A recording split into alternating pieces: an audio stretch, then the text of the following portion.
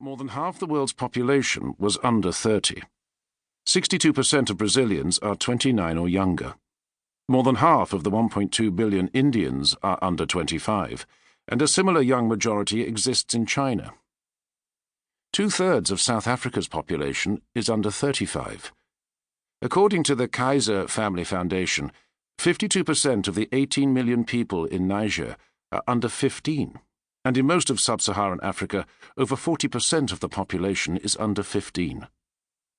The populations of North America, Western Europe, and Japan may be aging, but the global pattern is clear. The third threshold is connectivity. In 2012, more than a third of the world's population had access to the Internet, up 566% since 2000. It's not just Europe and America that are connected. 45% of those with Internet access are in Asia.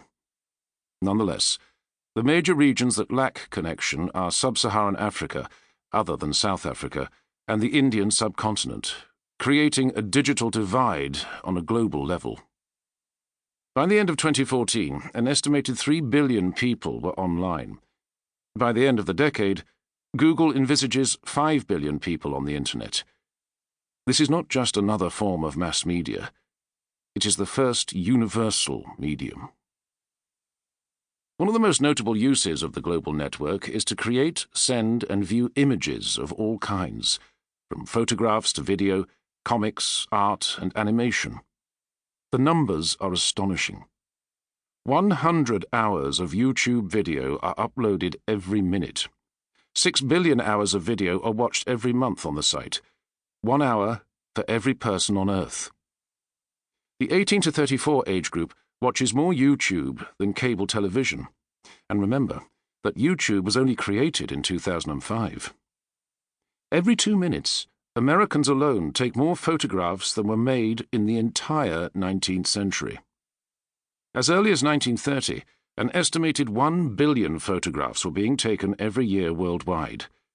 50 years later, it was about 25 billion a year, still taken on film. By 2012, we were taking 380 billion photographs a year, nearly all digital. 1 trillion photographs were taken in 2014.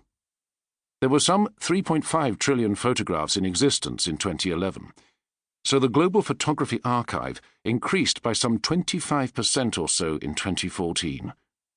In that same year, 2011, there were 1 trillion visits to YouTube. Like it or not, the emerging global society is visual.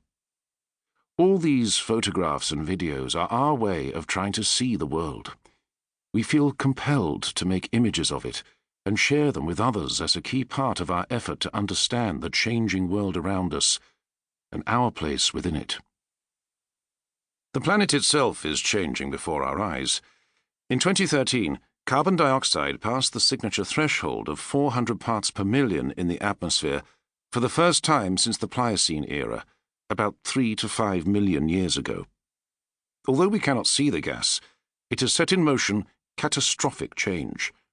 With more carbon dioxide, warm air holds more water vapor. As the ice caps melt, there is more water in the ocean. As the oceans warm, there is more energy for a storm system to draw on, producing storm after unprecedented storm. If a hurricane or earthquake creates what scientists call a high sea level event, like a storm surge or tsunami, the effects are dramatically multiplied. Record-setting floods have followed around the world, from Bangkok to London and New York, even as other areas, from Australia to Brazil, California and equatorial Africa, suffer unprecedented drought. The world today is physically different from the one we see in blue marble, and it's changing fast.